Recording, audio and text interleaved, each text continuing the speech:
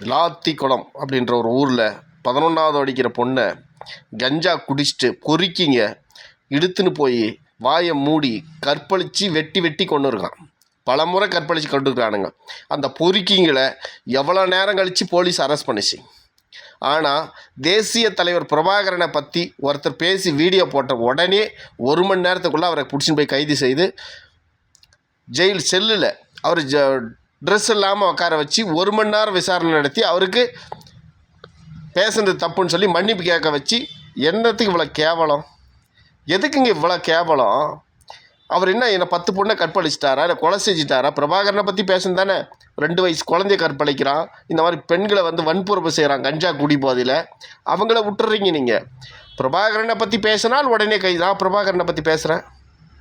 ஆமாம், பிரபாகரன் என் இன காவலன், வீரப்பன் என் இன காவலன், பிரபாகரன் என் இன காவலன். நாங்கள் சொல்கிறோம், என்ன தப்பு இல்லையே. என்ன நாங்கள் தமிழர்கள் இருக்கின்ற எங்களை வெளிநடத்தும் தலைவர்களை தலைவர்னு சொல்கிறதுல என்ன? நீ பிரபாகரனை தீவிரவாதின்னு சொன்னீன்னா, இங்கே சுதந்திரத்துக்காக போராடின மகாத்மா காந்தி கூட தீவிரவாதியாக தான் தெரிவார். சுபாஷ் சந்திர போஸ் கூட தீவிரவாதியாக தான் தெரிவார். தம்பி, இந்த நாட்டுக்காக போராடுற இராணுவ அதிகாரிகள் கூட அப்படி தான் தெரிவாங்க. அவன் நாட்டுக்கு அவன் போராடுறான், சுதந்திரத்துக்காக போராடுறான்.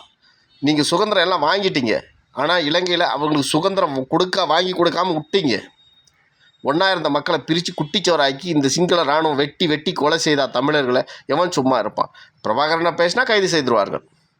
பெண்களை கற்பழித்து கொலை செய்தால் 4 பேர் கற்பழித்தால் 2 பேரை கைது செய்வார்கள். இதை கேவலமாக இல்லை? அது எப்படி பேசுகிறதில்ல, பேசி பேசி நீங்கள் திருந்த போகிறதில்ல. இந்த நாடு மக்களும் திருந்துறாங்களான்னா அதுவும் சந்தேகமாக இருக்குது. பார்ப்போம், 26ல் பார்ப்போம் நல்லவங்க இருப்பாங்களான்னு.